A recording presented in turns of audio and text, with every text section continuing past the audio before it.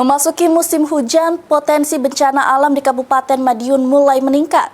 Polres Madiun bersama instansi terkait Senin 3 November menyiapkan langkah antisipasi melalui kesiapsiagaan personil dan perlengkapan darurat. Langkah ini diambil untuk memastikan penanganan cepat dan tepat bagi masyarakat terdampak. Salam sejahtera untuk kita semua, salam. Memasuki musim hujan, sejumlah wilayah di Kabupaten Madiun mulai mengalami peningkatan potensi bencana alam. Bencana tersebut meliputi banjir, angin puting beliung, tanah longsor, hingga pohon tumbang. Peristiwa tersebut terjadi di sejumlah titik pemukiman dan juga jalan raya. Untuk mengantisipasi hal tersebut, Polres Madiun bekerja sama dengan sejumlah instansi terkait, telah menyiapkan personel dan peralatan siaga.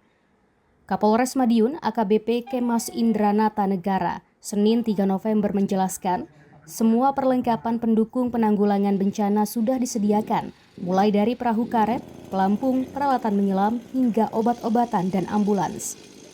Kita cek untuk sarana prasarana yang ada di kita, mulai dari tadi perahu, kemudian ada gergaji untuk kesiapsiagaan bencana kita. Alhamdulillah kita dari personil termasuk juga sarana prasarana sudah lengkap, dan apabila ada bencana masyarakat membutuhkan, kita siap sedia.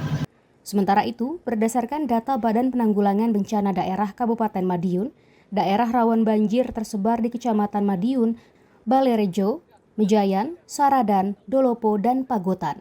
Sedangkan wilayah rawan tanah longsor meliputi Kecamatan Wungu, Gemarang, Kare, Dagangan, serta Pagotan.